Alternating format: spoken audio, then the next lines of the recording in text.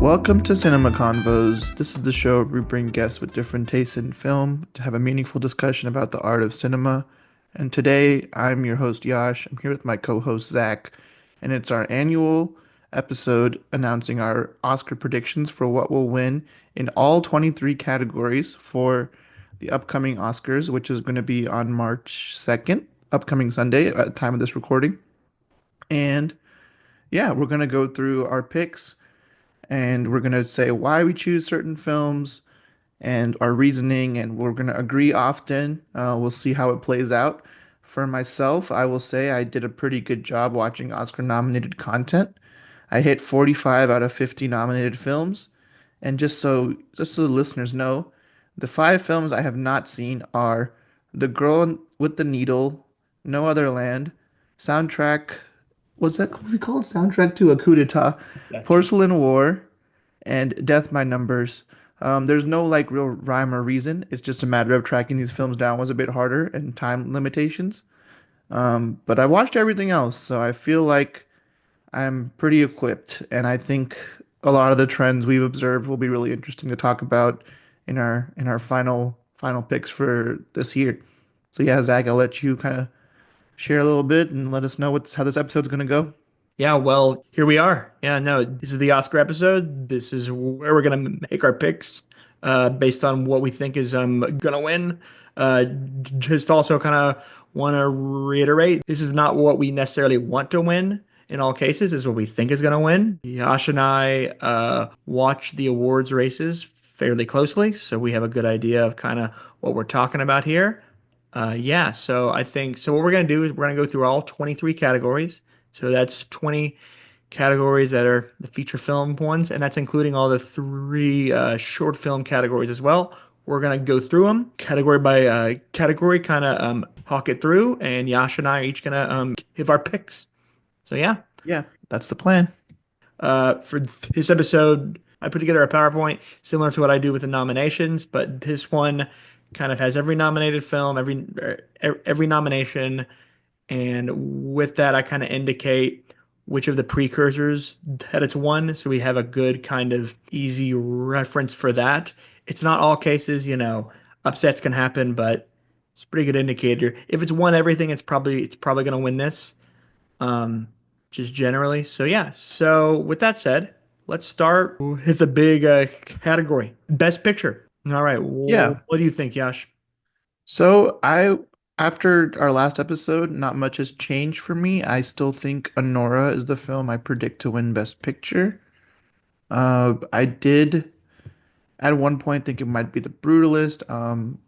We saw how Conclave performed at the SAGs, with the Best Ensemble win. However, I still think Anora has been the movie that's not necessarily sweeping, but it is winning a lot of other awards. So I personally think Anora is my pick for Best Picture. But yeah, as far as picture goes, I think Honora has it, but I'm gonna be honest, I am a little worried. I'm a little worried. So Honora, as we talked about in the last episode, Honora started with all the momentum in the world for this category. It was the front runner. Then when the Globes came around, the Brutalist showed up, and the Brutalist made its presence known. It's this epic film. In comparison with Nora is this, this indie darling that a lot of people love. And the Brutalist, it's funny, I would call the Brutalist the opposite, but it's kind of indie too, It was made on a shoestring budget. Well, a shoestring budget for a film of its scale. It's a marvel that it was made how it was made. But when it won the Globes, momentum completely shifted. It's like, okay, this is happening. The Brutalist is winning. And it's, yeah. But then Nora won Producers Guild, Directors Guild, and Best Picture at Critics' Choice. And that completely shifted the momentum for Anora. So then that's been the front runner for a while, and it really has been unchallenged up until the past week, because Conclave has made itself a little bit known as a potential threat, because it won BAFTA. Now that was expected. It's a British film, but then it won SAG Cast, which was not expected, which makes sense. It's a bunch of veteran actors, a really dignified film. It makes sense. But still, the thing that gives me pause is is, with Best Picture, if you don't know, they use a preferential ballot. There might be enough people that just don't really get Anora. Like, it's boring. There's stuff that happens. There's a lot of sex in it. It's not for me. So they might have it at their five or their six. If that happens enough, the film that gets the most second place votes that can be the one that comes out on top. And part of me worries if Conclave would be the beneficiary of that. For the time being, I'm saying it's not. I don't think that will happen because, okay, the Producers Guild, they use the same kind of voting system that the Oscars do. They use a preferential ballot. That's why they're so closely aligned. That's why if you'll see the past 10 years, only three times has the PGA deviated from the Oscar, and only once out of the past 5 years have they deviated. So that's why they're so closely aligned because their voting systems are so similar. So something really would have to change between when the producers voted and when the general public votes. I think if you're polling the Academy as a whole, I don't think there's enough people who are going to really just hate Anora and put it low. So for that reason, I think it will. It's still pretty safely going to win Best Picture. Yeah, I still feel confident about it, but there is a slight chance for a surprise. That's probably how I'd put it. But yeah, no, Honora's, I think we're in consensus on Best Picture this year, which I think most of the time we are. I think the times when we're not, you tend to be right. So that's why I'm gonna stick with Honora. Yeah. Well, yeah, like also just like talking about Nora a little bit, for it winning Best Picture, it would be kind of a hallmark of indie film. This is really, I mean, It would be a big deal. I know Sean Baker's definitely like he's very big on celebrating indie cinema and awarding a film, that's relatively small is like would be a change in pace for the Oscars. yeah. And to be fair, they've done this before, but this just feels different. I don't know. The Sean Baker, it's almost the use of amateur actors is a big thing, similar to what they did with Nomadland, but this just feels different. Sean Baker's been a name in the indie scene for a while. It's time he gets his flowers. I think that would be really good for the indie scene and just film in general if an R won Best Picture. Yeah. Okay. What we got next? Moving on, we have Best Director next. Yeah, so when it comes to Best Director, this really is a two-horse race. Sean Baker for Anora, Pretty Corbet for The Brutalist. If you compare these two films on paper, based on what a directing win looks like, I think you would give it to Corbet. However, the director category tends to follow the coattails of picture. It really does. It tends to follow the coattails of Best Picture. A perfect example of this is in 2019, Parasite versus 1917. Sam Mendes won DGA. It made sense. He would get a Best Director win for 1917. But the love for Parasite prevailed in the end. This is a little different because Sean Baker, he won DGA, but he's pretty much only won DGA. You know, Corbet won the Globe and he won the BAFTAs. So I think I know how the director's branch is going to go, and I think they're going to follow the momentum that Honora has, and I think they are going to award Sean Baker. Everything I said about Sean Baker hitting his flowers for picture is especially true in this category. I really think this would be a very special one, and I think it's going to be Sean Yeah. Baker. Yeah, I would also say it's going to be Sean Baker. I think I thought Brady Corbet when I thought The Brutalist was going to win Best Picture, but like you said, the Best Picture and Best Director awards sometimes kind of coincide with each other. And like you said, it's an opportunity to give Sean Baker the recognition he's worked so hard for over the last like decade. Um, and yeah, I think in terms of just the direction, like when I watched Sonora, I really was really impressed by some of the sequences they created. And a lot of that has to be direction because there's like so much dialogue, so much happening. And I think capturing all of that and making it look cohesive is like the work of a director. And in my opinion, he's going to win, but he should win. Like Yeah. he's if you don't put Denis Villeneuve in the category, which they didn't, just to be clear, obviously if Denis was in here, I'd be more hoping for Denis to win. But yeah, Sean Baker is is my pick and who I want to win as well. So no You know, complaints there. for a while with this category, I was thinking I for a short time had it where I thought it was going to be a split where I thought Anora might win Best Picture, but Brady Corbet might win Best Director. But then I was thinking that doesn't really make sense. This isn't the type of movie. I mean, that happened with Moonlight and La La Land. That's kind of a special case. I don't really count that. I mean, that That's not the best year to refer to yeah. just because it's such a weird, bizarre situation. There's enough stuff going on. And also La La Land was so popular that it had haters. And enough haters had that at the bottom of their ballots, and that's what sunk it. I don't think Anora is like that. I mean, yeah, there's some people who think it's overrated, but I don't see the hate that La La Land had, and Yeah, I don't think that's I gonna hurt think it. the from what I've seen, the people who don't like Honora aren't that familiar with Sean Baker's films. And if you've watched a Sean Baker film before, you'll come to realize that Honora is like very true to the kind of films he makes, and also like I guess the grandest version of something he's done like in his career.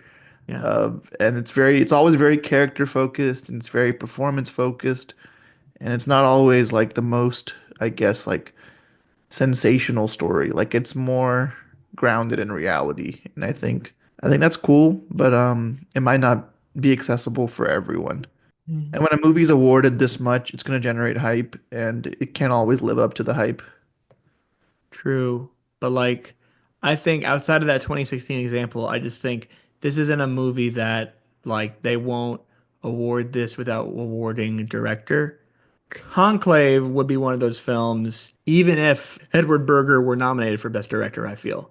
And I think if we truly think The Brutalist isn't winning Best Picture anymore, if we see Brady Corbet win Director, that's a sign that we should be afraid of Conclave. Yeah. We'll see. We'll see if we're surprised or if we're on track. But I'm good to lock in Sean Baker. Me too, me too. All Okay, so the right. next Best next actor. category we have is yeah, Best Actor. Josh.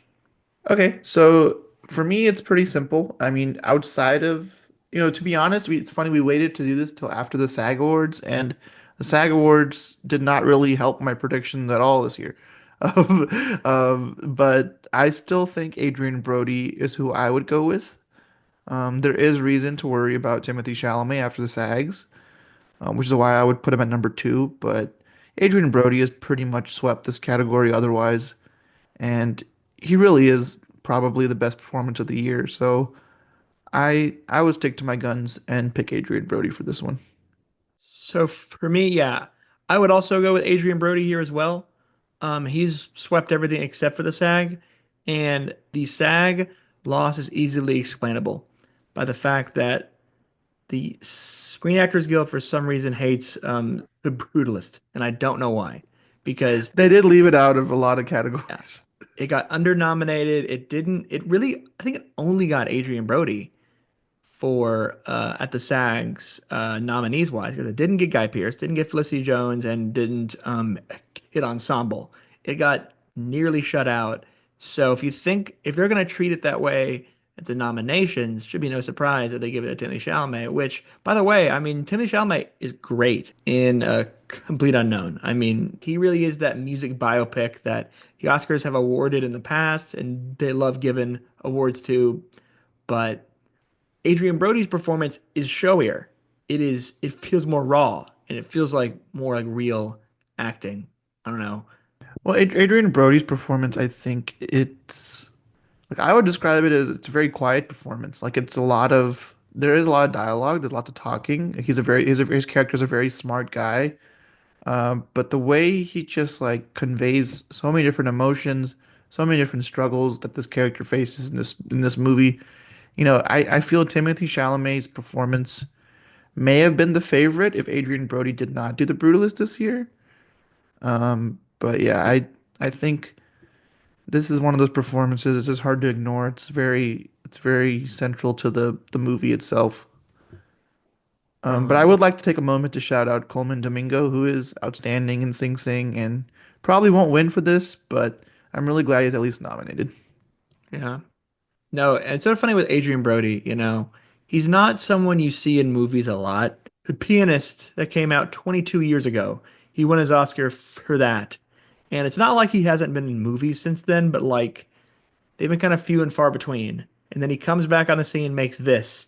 It's funny. He's known for the performances he wins Oscars for, and kind of not much else. It's kind of funny. Yeah, he doesn't make appearances too often, and yeah, I still think he's the one. And The Brutalist was very favorably nominated by the Academy, so like they loved it. Clearly, they gave like 10 nominations or something like that. Did they did have 10? So yeah, Yeah, no, I'm good to lock him in. I am too. I am too. Okay, actress. So actually, I kind of backtrack what I said. I think the SAGs did help me decide who I'm gonna pick for this one. So I started off by looking at this category as a three-horse race between Demi Moore, Mikey Madison, and Fernanda Torres. Mhm. However, I think it has shifted into a two-horse race with Demi Moore and Mikey Madison being the two that I would anticipate to win. Um, this is where I have to decide if I choose my heart or my brain. And my brain's telling me Demi Moore is going to win this category just because of she's an older actress and I feel like she's getting her flowers, like we said for Sean Baker. Yeah.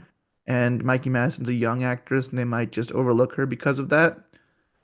So I think Demi Moore is who I would pick if I was a betting man, which I guess in this case we are technically like betting in a way, like I don't know, bragging rights. Oh yeah, absolutely. I agree with you. No, like I mean, if I was choosing here, I would do Fernando Torres. Like if I was picking, I Yeah, would do. not, and if I'm being honest, I think Fernanda and Mikey are both they both give better performances than Demi Moore does in The Substance. Yeah, If I was to rank these. yeah. Oh yeah. Speaking of, this is just sort of random, and I meant to mention this at the start of the last category, but the Oscars, if you're not familiar with their Instagram, kind of in the run up to the awards, they'll like for every acting category, they'll post like a short snippet, a minute long scene or something to showcase the nominees. Um, my mom hasn't seen any of the nominated films, so I thought it would be a fun experiment to show her all of those snippets and to tell her if you were picking, who would you pick? I meant to bring this up at the last one, but she picked Adrian Brody for actor, and she picked Demi Moore for actress. So, Okay. it's Yeah. so just throwing that. That shouldn't sway your opinion, but it seems Right. like she's going in the direction of the odds. Yeah. And it's a good performance. I'm not gonna talk poorly on it. And I think, after the SAG win and the Golden Globe win, and just I think she's the front runner. She's the favorite for this category. Yeah. Which is sort of funny because she is not in this movie as much as she should be. Demi Moore is. I mean, she's in it Yeah. because it basically is a co-lead with Margaret Qualley. And it's kind of funny. And I don't want to spoil what we have coming up, but like Demi Moore is in this movie less than and who we probably think is winning Best Supporting Actress is in their movie. Yeah. So it is sort of funny how that happens. That being said, Mikey Madison is incredible in this film, but Yeah. I said before, young performers. In fact, they haven't really awarded a real young, never seen this performance before. I guess Brie Larson for Room was really the last time they awarded like a new. She wasn't even that new, but she was, younger and like a younger actor, going up against established actors for this award. But the Oscars, especially in lead categories, don't really like doing that. So it makes sense have an opportunity to really give Demi Moore, which what is essentially a lifetime achievement award for this role. Yeah. And I don't think the role is the best in this category, but it's not bad. It's very good. It's still a solid pick. I can still live with it. Yeah, it's not what I would want to win. And if Mikey Madison wins this, I will be ecstatic. Yeah, if Mikey Madison like I wouldn't mind being wrong if Mikey Madison or Fernando Torres takes the win instead. Fernando Torres would be amazing to win Yeah. this one. But yeah, I part of me still wants to pick Mikey Madison, but it's just like, I worry that Mikey Madison is like would be like picking Lily Gladstone last year, which is what we did. But Lily Gladstone won the SAG, and That's she was true. in less of the movie, just like Demi Moore is. Yeah. Um, Mm, but here's the thing. I don't know exactly how different the SAG voting body is from the Actors Branch voting body, because there yeah. clearly is a difference in the times when they deviate, but they don't deviate that much. Aside from Lily Gladstone and Emma Stone last year, they haven't deviated Mm, since 2020. yeah. Uh, so past few years, they've been pretty straight and narrow, along with the Oscars. But Yeah, no, I do think also it doesn't really help that Mikey Madison has only won the BAFTA out of all the major awards. true.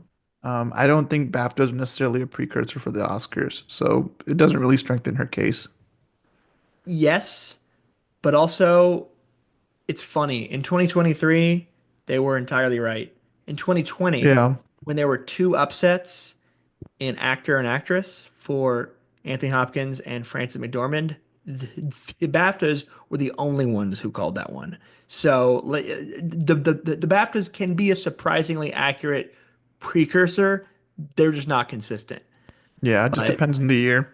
yeah, but the direction this is going, it seems like Demi Moore's kind of take it. Yeah. However, if Mikey Madison wins, I think that's a pretty strong sign that Nora's winning Best Picture. Yeah, for sure. At that point, we'll just know. Yeah, you'll know early because I feel like we'll know every film.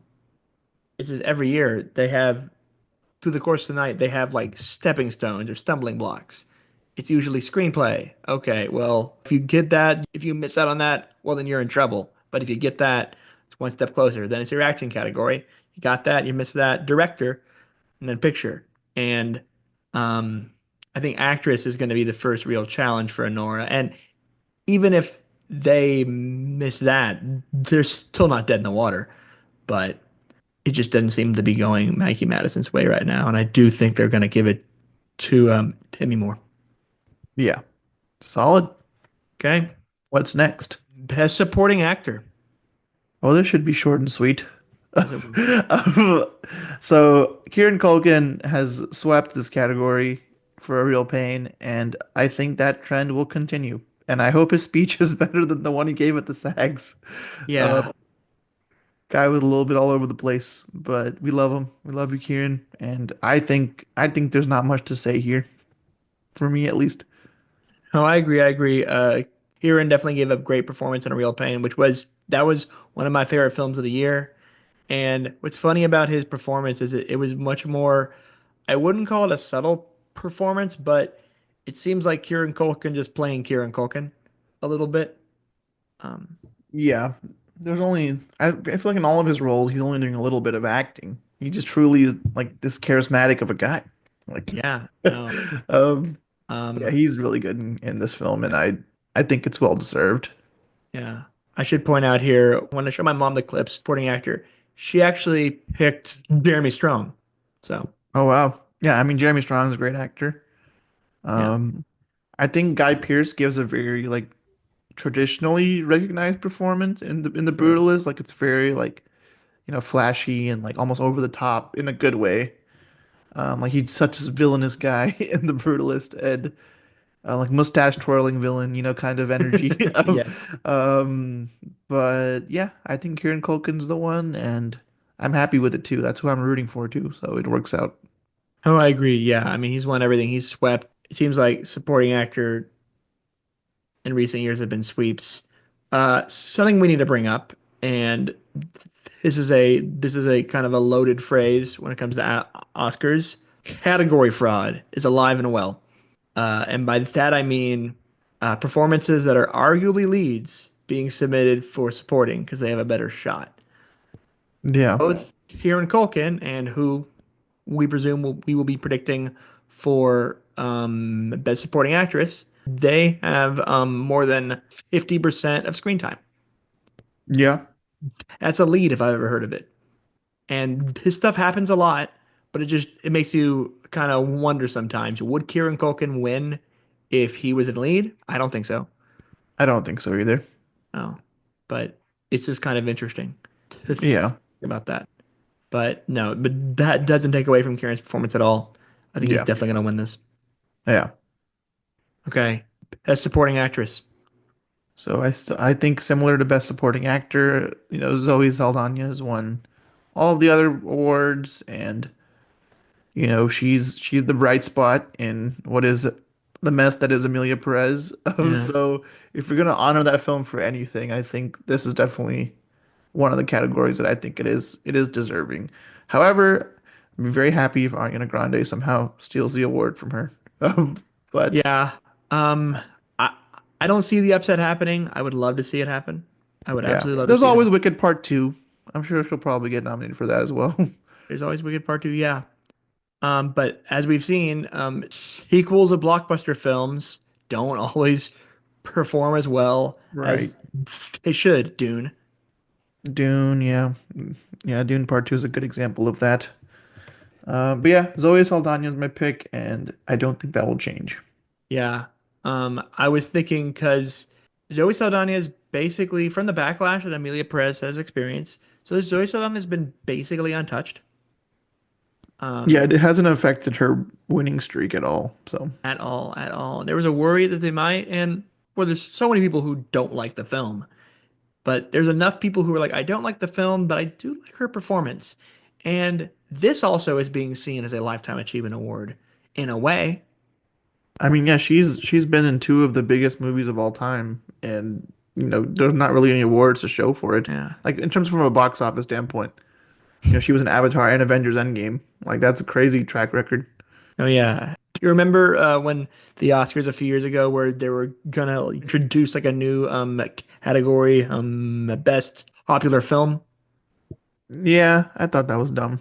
Yeah. Well, instead of doing that, they can award Zoe and it'll be the same thing. I guess. I mean, my issue with that is like if it's in the best popular film category, why isn't it just in the best picture category? It's clearly one of the best movies of the year. No, yeah. So, I mean, I agree. What do you even call a popular film? It's box office. And to be fair, the Golden Globes are already doing that. yeah, exactly. Box office achievement.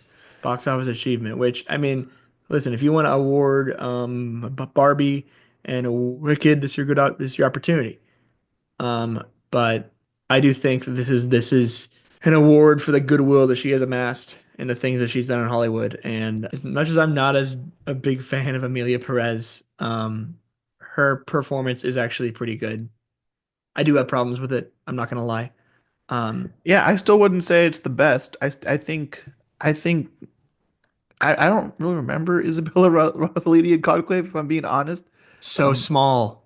but the other three actresses in this category, in my opinion, their performance is at least on par, if not better, than Zoe Saldana. So, Agreed. particularly Felicity Jones, who, as you said, maybe overlooked because she's only in the second half of The Brutalist, and there's that issue where maybe they're not watching the entire movie. But she's really good in that film. So if it was up to me, I would maybe even pick her. Um, Yeah, but yeah, that's pretty easy prediction though, I think. I don't see anyone else winning this one. I agree. I agree. All right. So moving on, we have the screenplay categories. I'm going to start with best original screenplay. Original? Okay. For me, I think hmm, probably Honora or The Substance would win this one. I don't foresee any of these other films getting it. I agree. Now, Honora, like, tell me this, like, how often does the Best Picture also win Best Screenplay? It happens a lot. It's extremely common. I mean, it doesn't happen unless there's a really good reason or if it's not a screenplay movie. Or Yeah. it didn't happen, like for Oppenheimer, but that was less of a screenplay. That was less of a screenplay heavy movie. It didn't happen for the Shape of Water for the same reason. Um, Hmm. but it is extremely common and not winning screenplay really narrows your chances usually of Yeah. getting best picture. And if you're not nominated for like director, you're not nominated for editing or lead actress or anything like that, you have to win screenplay in order to have a shot for picture. Yeah. Well, in that case, I originally thought Anora was going to win Best Category, and I still do. I still stand by it.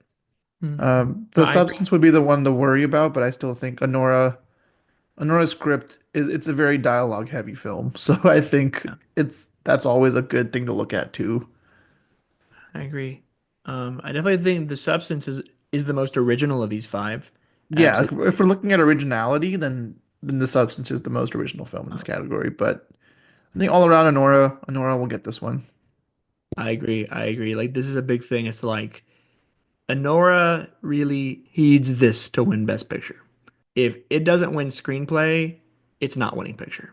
I can go ahead and say that. Hmm. Um, I because I mean, because the writers branch saying, well, the substance was more deserving. If that's the case, that's a microcosm of how the rest of the Academy feels, if that's the case. And if it doesn't win screenplay, it's a bad sign. So, however, I don't think that's going to happen. I do think Anora is going to win screenplay and get at least that much closer to winning picture. Yeah. But yeah, both of us have Anora locked in an original screenplay. Yeah. Next is adapted. For adapted, I do feel pretty strongly that Conclave will get it. No, I so agree. just looking at the other movies in this category, I don't see it happening. Hickle Boys would be the only one that could shock, but it doesn't have the momentum. It doesn't. Yeah, Nickel Boys being in there was also somewhat of a surprise, I think. Yeah, I Like in the mean, Best Picture race, at least. yeah, I mean, I think we always thought it was gonna get in screenplay, but like, Mhm. just to be clear, Conclave is swept everywhere, basically. Hickle Boys won WGA because in order to win a award for the Writers Guild, you have to be a member of the Writers Guild, and the writer of Conclave is not. And so that's the only reason Yeah. Nickel Boys won. Hmm. I do feel strongly about Conclave and that, and just kind of switching lenses for a little bit. If Conclave were to win Best Picture, it equally needs screenplay, especially since didn't get into director and it's probably not winning Hmm. Best Actor for Ray Fiennes. Yeah. So, but I Yeah. think it has an easier time getting screenplay than Anora does. Yeah. It's also a dialogue heavy film and it's almost entirely dialogue. So I think it's the film that will probably get this one. Agreed. Absolutely agreed. Yeah, so we both agree on Conclave. Yeah, it looks like we've agreed so far. Yeah, we've Wonder if that will agreed. change. I'm sure it'll change at some point. Yeah. These major categories I feel like we tend to reach a consensus more often than Yeah, not. usually, I mean, we kind of look at the same information and we really Yeah. are able to do But that. you're right. Some of these technical awards can be harder to predict, Yeah. I think. Speaking of, starting with best cinematography. Ooh. So nothing would make me happier if Dune Part 2 won this award. However, I feel it will be The Brutalist. I agree with it being The Brutalist. The thing is, just the scope of this film. Okay, The Brutalist and Dune are films of very large scope, but The Brutalist is kind of a technical fact.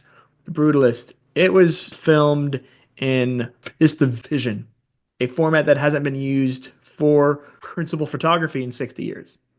Um, it did that because of just the scope of the sets and locations they were filming at. That's the reason they filmed in this format. It's a throwback. It's grand. I really think they are going to award it in large part because of that. Hmm. And the old school aesthetic is it's really cool. Like it looks really interesting. Like seeing a movie like that in an IMAX theater like I did was like it felt so innovative, yet also felt like a tribute to like older films in that way. Yeah, Um, absolutely. so yeah, that's my pick. And Yeah. I think it's a fair choice. Yeah, 'cause looking at these other films in here, I don't Yeah. think there's going to be an issue there.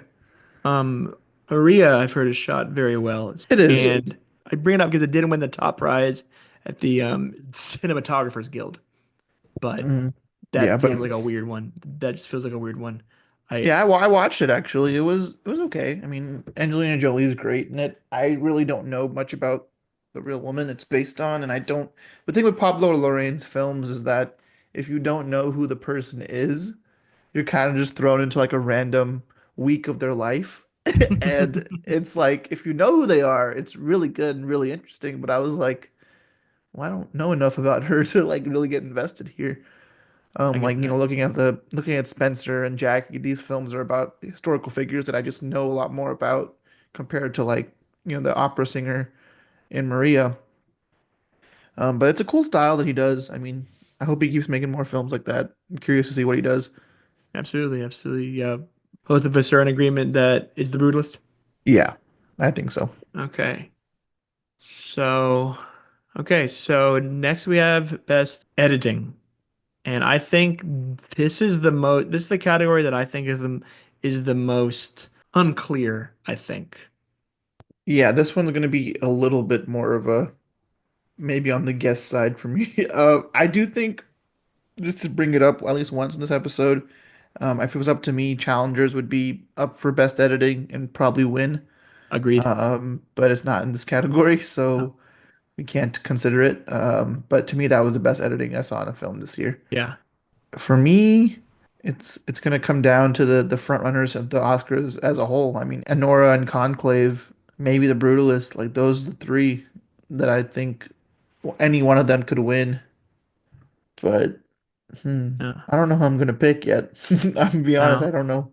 I mean, no, like I'm with you here. So, with editing, the editing category is kind of funny because Hmm. it often is a good precursor of who's going to win Best Picture. Now that doesn't happen all the time, but if you look at the nominees compared to the other tech categories, all the nominees are usually films in the Best Picture category. Um, Yeah, they tie with what makes good editing with what makes a good film. So, which uh, it is an important piece of it, as you know all too well. Of yes, so if that's the case, I would be comfortable putting Anora down as my pick. here's my problem, and here's why I'm hesitant to pick Anora. Yeah. It's not the editing the editing is not very flashy. The editing is very Yeah, subtle. it's a lot of long takes, so I guess Yeah. there is that. A lot of long takes. And same funny compare the two, but same thing I have with The Brutalist too. Can you really give a best editing? Can you really give an Oscar for best editing to a film that is 3.5 hours long? It's true, it really wasn't edited much. Yeah, like you need to Which edit more than I that, was dude. Edit more. Um, I think The Brutalist is also going to be hurt. There was a minor controversy this year with its with um, the AI thing, right? use of AI. Yeah. And to be clear, it wasn't creating content. It was basically when they were speaking Hungarian, they used AI to help their mouths make the more accurate sounds and the more accurate movements that a native Hungarian speaker would recognize. And I don't think that's necessarily a bad thing. Um, Yeah, I read something about like them using images of buildings or something like minor like that. yeah, Like which not even the buildings themselves, like the images that Adrian Brody is like looking through in like one scene, like those buildings are made with AI. So it's like yeah, minor stuff like that.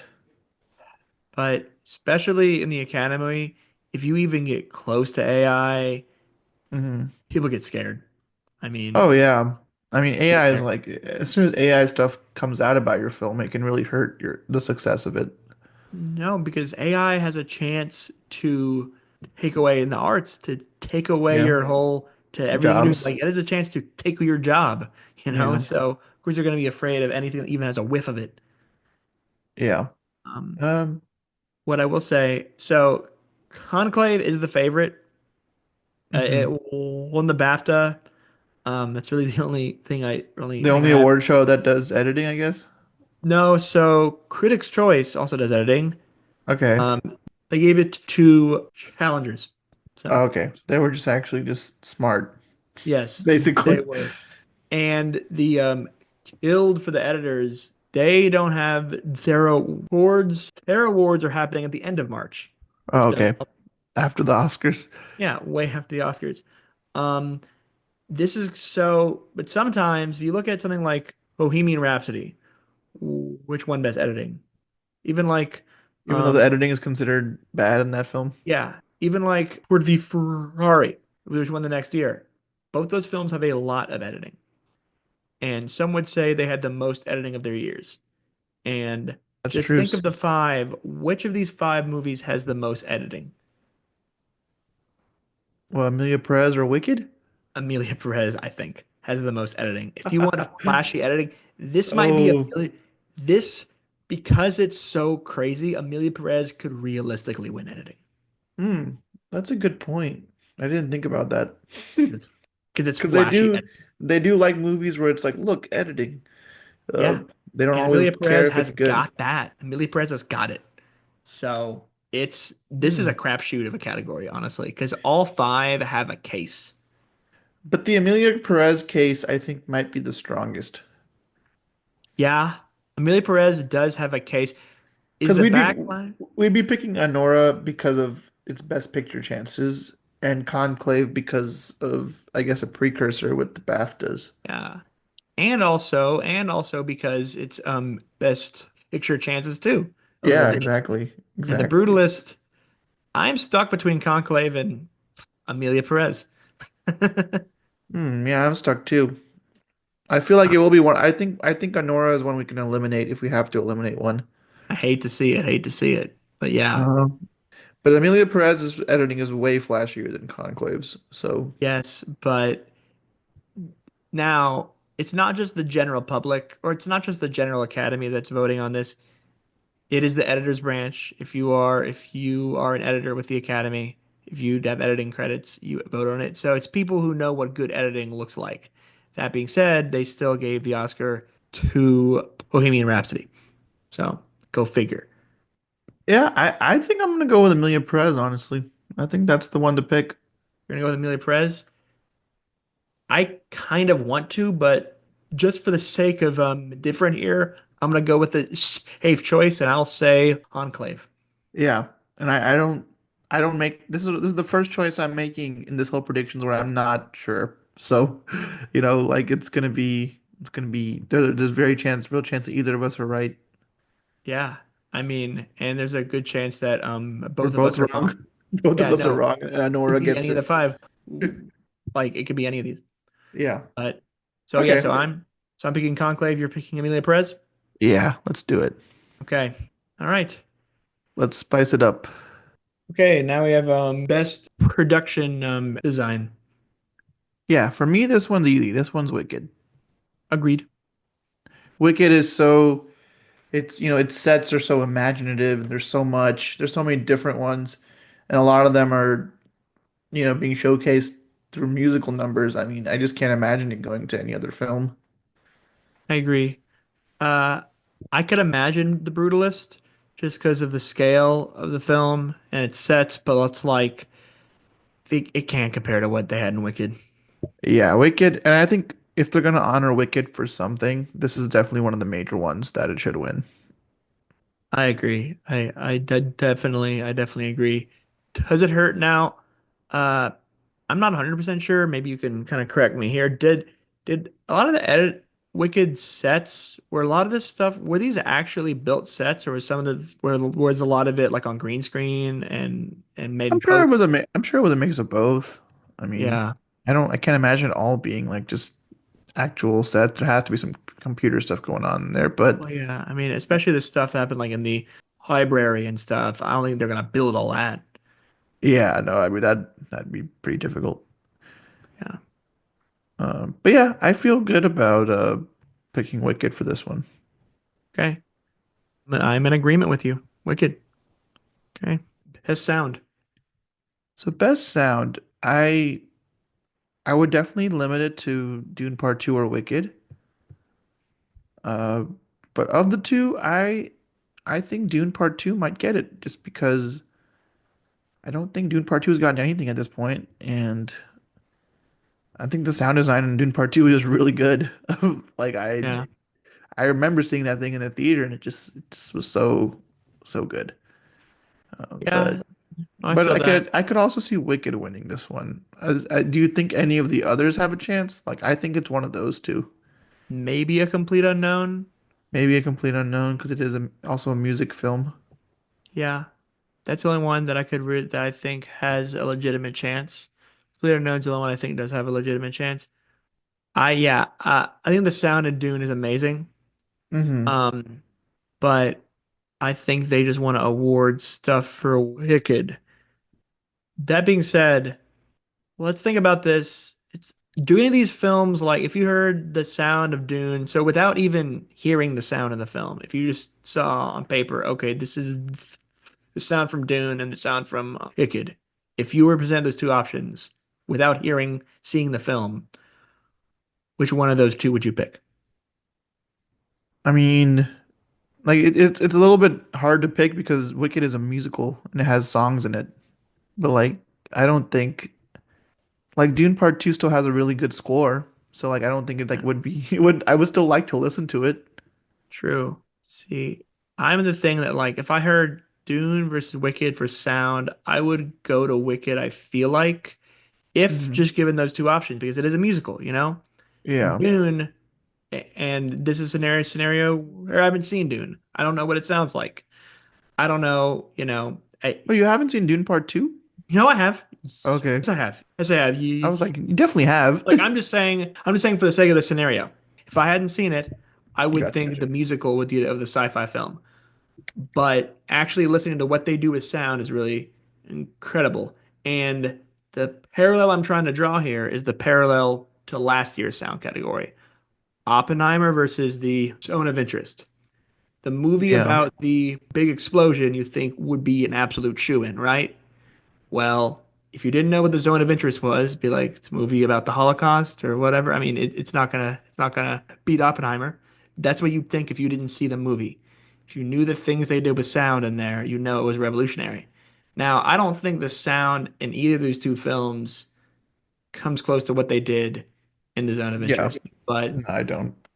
I am leaning toward Dune because I feel like if you really saw the movie and know what they did with sound, Hmm.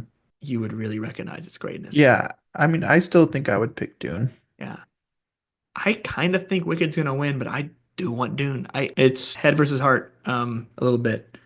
But Yeah, but I think it's like it's not totally like an emotional choice to pick Dune. Like I still think it has a very good shot of winning. I agree. I agree. And I know they want to give Wicked stuff and they will. And they will give Wicked stuff. But I think Dune does make sense. Okay. So, but both of us are in agreement that it'll be Dune. Also, Dune Part 1 won Best Sound. It did win Best I Sound. don't think we should rule that out as in our decision. True. True. Yeah, I mean Dune Part 2 is a good pick. I don't think we need to change that. Okay. I'll go with it. Yeah. I mean, All right. unless you want to disagree with it, which is I valid. It's not I like part of me wants to, but mhm. I feel like I'm being boring with. I feel like my picks are boring. No. They're not boring. I think they're accurate, but it's like I don't want Wicked to win sound. I don't.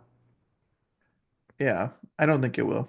That being said, Wicked did have some good sound in it. Yeah, but we're talking about the best sound.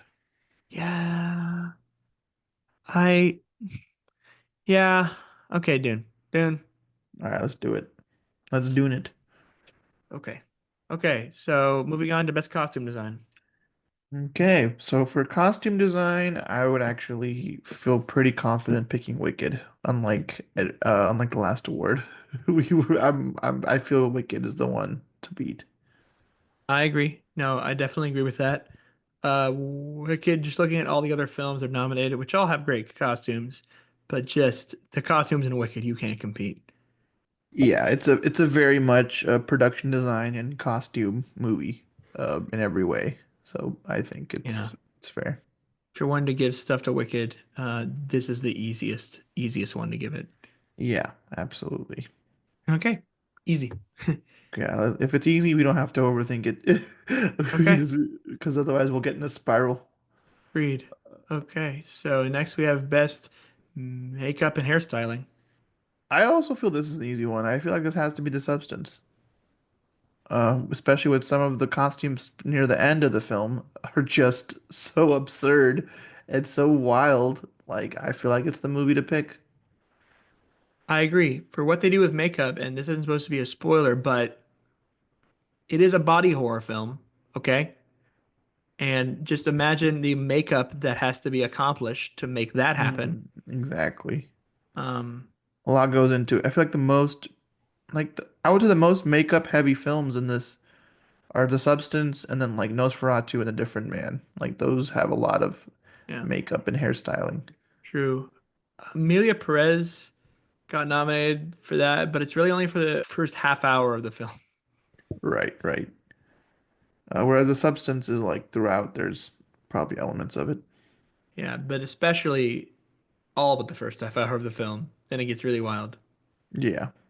But no, I definitely agree. The Academy really likes if there's transformative makeup like that, like especially old age makeup. Yeah, the Academy loves that.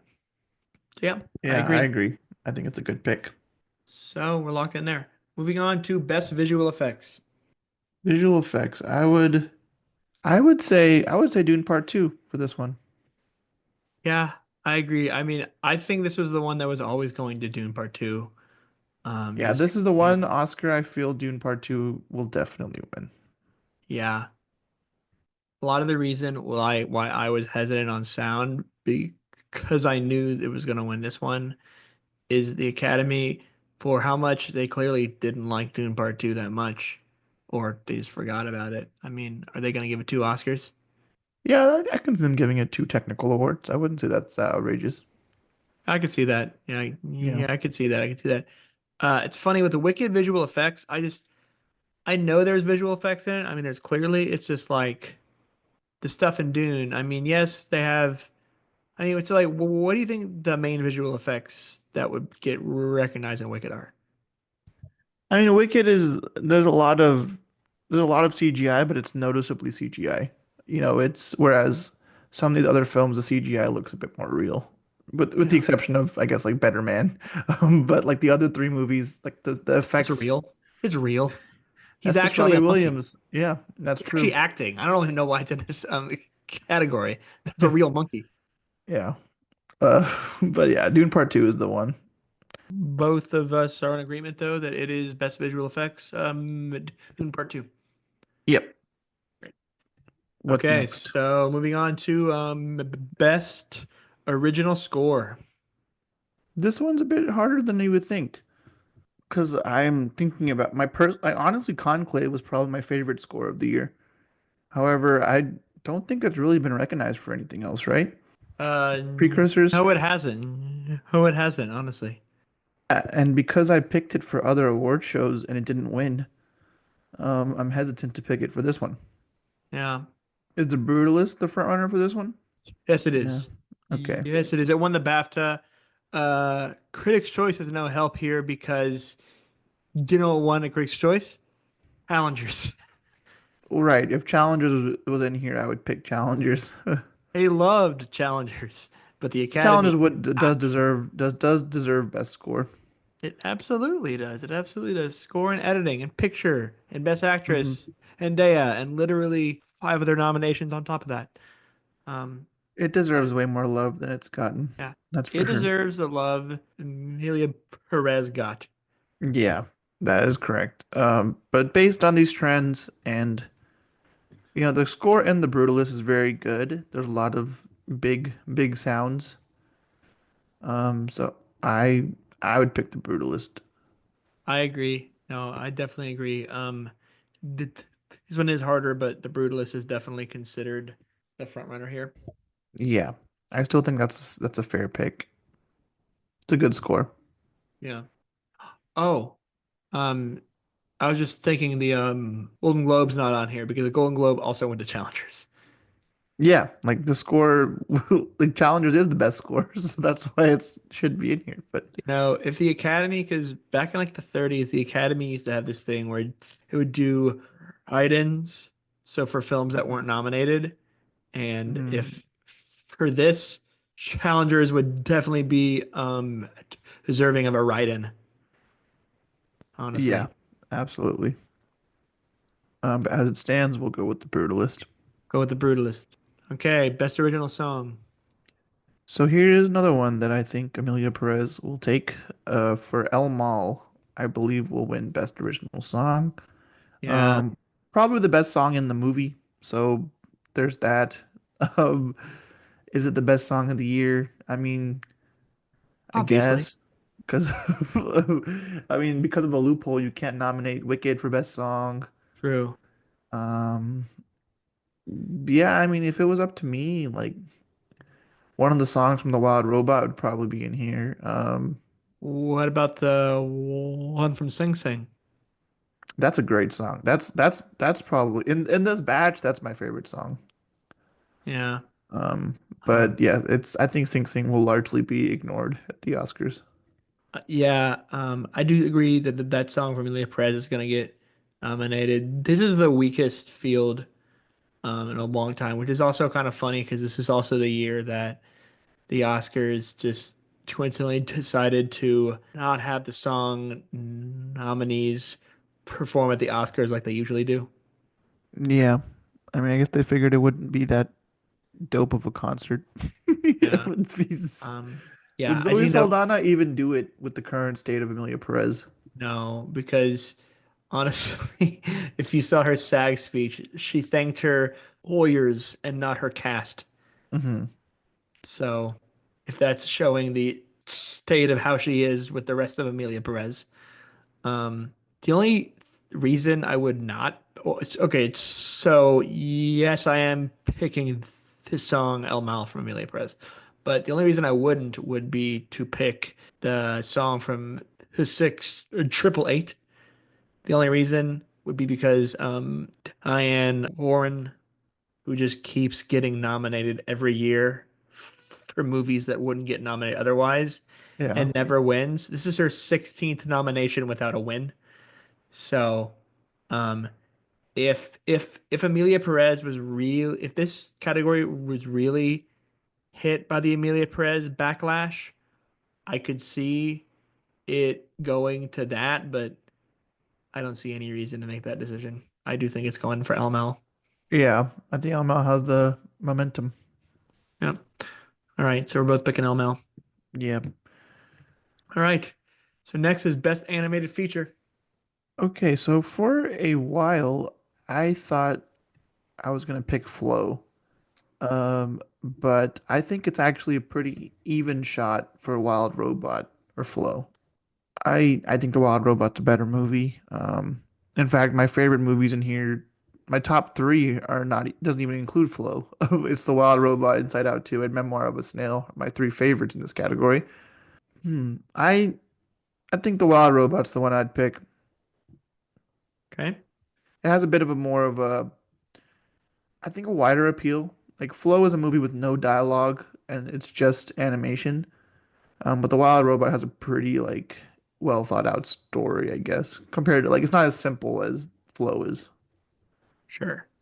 But that being said, I make this choice not like fully confident, Yeah, but it's where I'm leaning.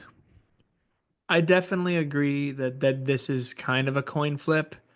This kind of reminds me of last year with Spider-Verse and The Boy and the Heron, where you have you have a conventional studio film and a foreign and an artsy foreign film, which this is not the conventional studio film necessarily, and this is not necessarily the conventional artsy foreign film either, but um I do definitely see the similarities. Um, there was more momentum for Boy and the Heron than there is for Flow because of Hayao Miyazaki and just everything there. Flow won the Golden Globe, but that doesn't mean as much. They both won the Annie, which is the Animation Guild. They both won because they split them between studio film and independent film. So Mm. that doesn't help us. But looking at the Wild Robot actually got love in other categories like score and sound. So I think based on that, I would give it to the Wild Robot. Yeah, I'm. Still sticking with the Wild Robot. Agreed. Okay, so we're both in consensus for Wild Robot. Yep. Okay, Best so international now feature. we have, oh boy, the category of all categories, Best International Feature. So we have three films in here that are in other categories, and two of them are in Best Picture. So I do think I I think because of all the negative backlash Amelia Perez is getting, it gives I'm Still Here a shot at winning this one. I agree. But Amelia Perez has won a lot of other awards. True. So it Um, makes me wonder which one is the smart pick. Which one do I yeah, want? Oof. so provide some context here. So the Critics' Choice, they were pretty early. Okay, the Critics' Choice obviously start with the Golden Globes. Hmm. All this backlash started after those voting windows have closed, and they gave it to BAFTAs because I don't think the BAFTAs just I don't think they care as much about Hmm. you know that kind of backlash. But despite this film getting 13 nominations, there has been because of the backlash of for Carla Sofia Gascon, there has been a real upswing for I'm Still Here in this category, especially with the goodwill that film has been receiving. That has a very real shot of pulling off the upset. And it might not even be that big of an upset if it does it. Hmm. It might even be more of an upset if the film with 13 nominations even ends up winning in this category. But Hmm. I was much more confident about I'm Still Here. I'm a Yeah. little less confident now, but I am still going with I'm Still Here. Yeah, it's tough, dude. Has I'm Still Here won anything else? Not really. I mean, with Best International Feature Film, it's not really a thing that you have at any of the guilds or anything. I mean, it doesn't have a guild Hmm. for international feature films, so there's not really anything to compare it to except for the other film awards, which have all gone for Amelia Perez. That Right. being said, There's so many current events to factor into, though. yeah, he's both got love with the nominations, with over Amelia Perez overperforming with 13 nominations, and I'm Still Here, arguably overperforming by even getting into Best Picture as a surprise. Um, I do think, especially now, I think the backlash for Amelia Perez has died down considerably. Yeah. That being said, the voting window has been closed for a couple weeks. How were they feeling a couple weeks ago? And were people still mad a couple weeks ago? I think they were. I think enough Yeah. people avoided that film like the plague. Especially when a lot more people were seeing I'm Still Here and calling it legitimately the best film of the year. Um, Yeah. And I'm Still Here winning this category would eliminate any chance Amelia Perez has to win Best Picture, which would be nice. yeah. Um, yeah, I think I'm Still Here. That you bringing up that they voted a few weeks ago does change my perspective a bit. Okay. I don't think Amelia Perez was feeling the love at that time. So, Yeah. I um, mean, voting closed a couple weeks ago, and even now the backlash against Amelia Perez yeah, is there's not. there's like kind of an awkwardness whenever the film is talked about at these award shows. Yeah. Not Yeah, saying it can't win, but it's right. alienated too many people. I'm still putting it at number two. So if it Yeah. does win, Oh no, I definitely will. I mean, with a film with that many nominations, you can't. It's like it's very risky even picking it to lose international feature, but yeah, I think the circumstances are right. yeah, you got to factor in everything that's happened since all these wins. Yeah. Okay. So we're in contention. I'm Still Here is gonna do it. Yeah, Okay. let's hope that'd be the ideal scenario too. I agree. I agree. That'd be because okay. So now best documentary feature. So I have seen two of these. Um, I've seen Sugarcane and I've seen Black Box Diaries. Both are good. Both are good films. But from what I know about what these films are about, I would pick No Other Land because it's just more socially currently relevant than some of these other films, I guess. I And agree. they do tend to pick the film that's politically charged sometimes. I mean, when they picked like whenever it's a major event that the whole world is talking about, they're always gonna like pick that one, I feel. I agree. I mean, the past few ones have been. about either Russia or Ukraine. Yeah. And this is just the next major world conflict. Yeah. So it makes sense for this to win. Um, Soundtrack Coup d'etat, I have not seen, but I've heard wonderful things about. I've heard it's very good. Yeah, I haven't seen that one yet. I've heard it's one of the best edited films of the year. Mhm. Some really cool things they do. I really want to see it. It's hard to find, but I really want to see it. Yeah. Yeah, Um, this is the category I've seen the least amount of films, and I've only seen two films in this category, so. but I'm comfortable picking No Other Land based on subject matter alone. Right, yeah. I think it's a safe pick for winning this category. I agree. And so now, finally, we are on to our three short film categories. And Yash, since you have seen many more of these than I have, I'm gonna kind of lean on you here. Sure. So we can start with best documentary short. Just going down the line. I have seen all of these, actually all of these except Death by Numbers. And similar to my approach with picking documentary, I would pick the film Incident, because it is very socially relevant. It definitely leaves an impact and uses, the documentary style footage to tell a story. I don't know if you've seen it, Zach, but the entire film's on YouTube, and Oh, it's pretty much CCTV and body cam footage of like a police shooting that happened a few years ago, and they kind of weave it together to show what like actually happened. So it's very politically charged, very relevant to the modern day, and I think it's the most innovative of all these films as well. So that's why I think it's the one to win for me. okay. No, I mean I agree with that. I think the fact that it's all on CCTV kind of worries me a little bit.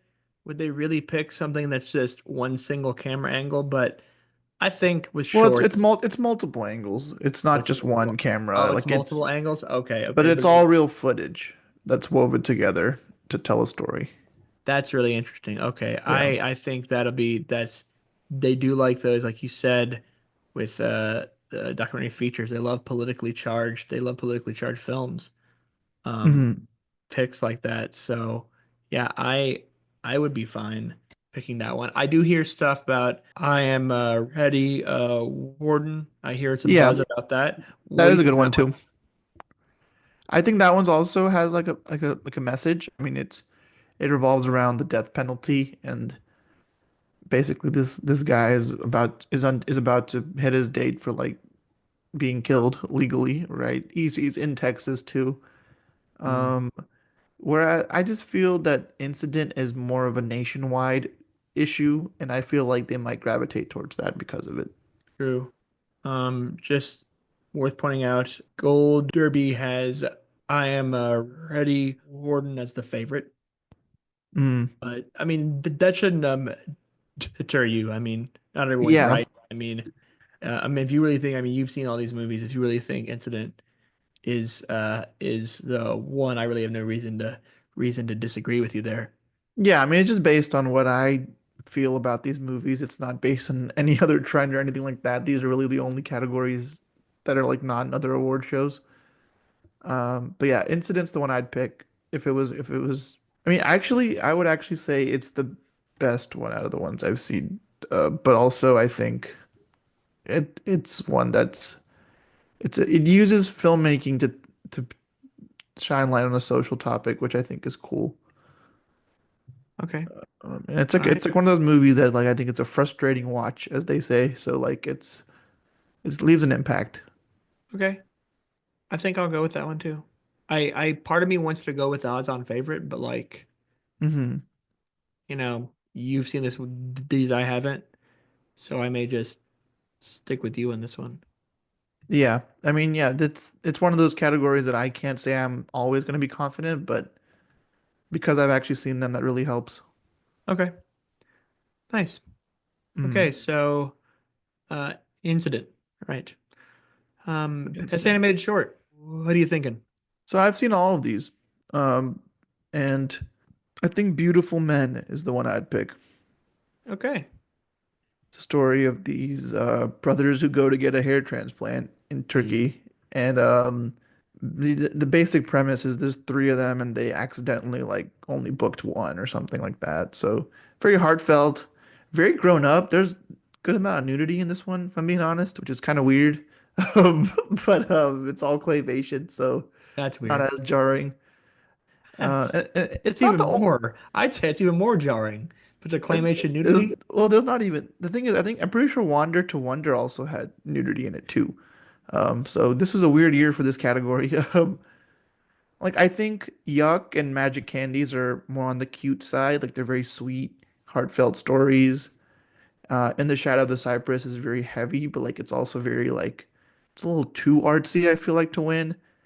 And Wander to Wonder is just kind of like it's kind of a downer. Like Beautiful Men still has like an optimistic feeling to it, but like Wander to Wonder is like really bleak. Okay. So that's kind of my reasoning for picking Beautiful Men. But this one, all of these are good films. They're all worth seeing, and all of them I could track down online somewhere. Okay. Yep. Okay. And then okay. And so we are picking Beautiful Men. hmm All right. Now finally we have Best Live Action Short.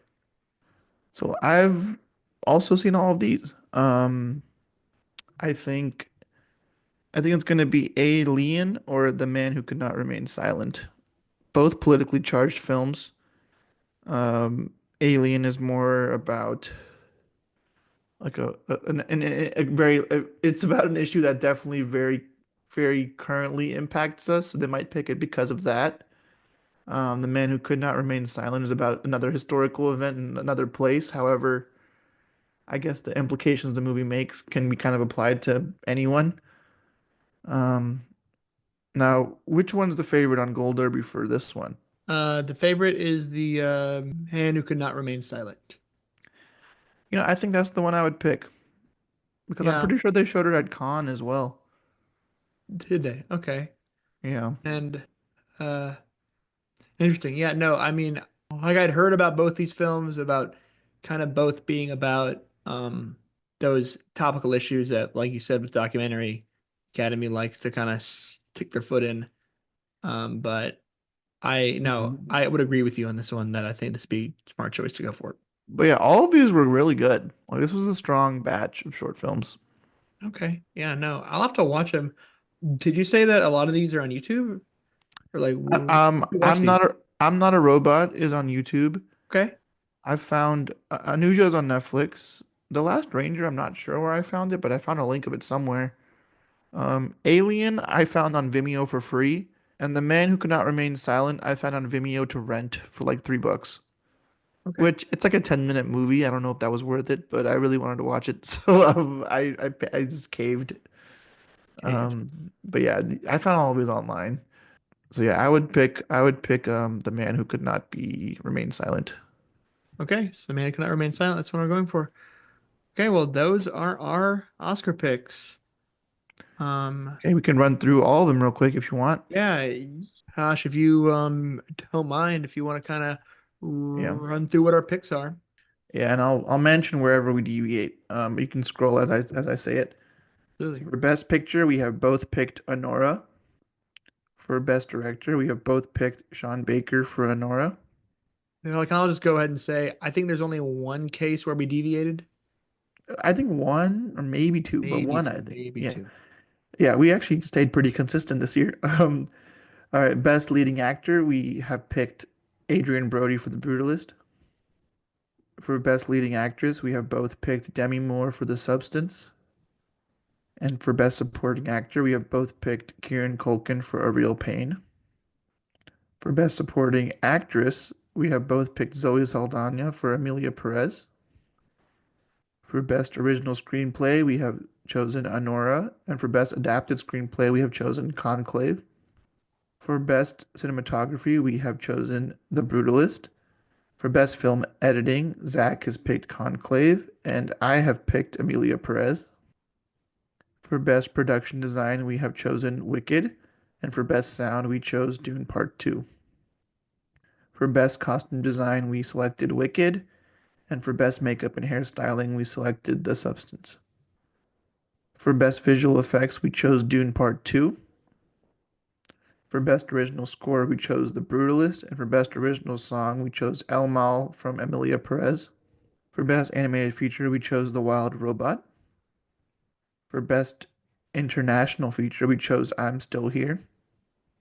For Best Documentary Feature, we chose No Other Land. For Best Documentary Short, we chose Incident. For Best Animated Short, we chose Beautiful Men. And for Best Live Action Short, we chose The Man Who Could Not Remain Silent. Okay. All right. So Those are our we picks. only differentiated on editing. Yeah, I mean, I think that's fair. Yeah. And like I honestly feel like there's more. I feel like predicting the Oscars aren't that hard. It's just following trends because Yeah. really 23 categories, I'd say 18 of them aren't competitive. They're usually just following the trends and they're pretty easy to pick. It's the Mm. big ones, especially when picture gets a little muddy, that it's hard to follow. But no, I think we did a pretty good job. I don't think Yeah. I I think we're gonna yeah, get a lot of these right. yeah, I think we're gonna be pretty good here. I don't think, especially in the acting, I think we're probably gonna be pretty rock solid. Mm. Um, but yeah, no, I like these. For sure. All right. So we have reached the end of today's discussion about our predictions for the 2025 Oscars. And we want to thank all of you for listening. If you enjoy our show, be sure to subscribe to our YouTube channel or leave us a review or rating on Spotify or Apple Podcasts. You can stay up to date with new episodes by giving us a follow on Facebook, Instagram, and X, and support our show by checking out our available merch on link to all of our social media pages. And we hope you tune in next time.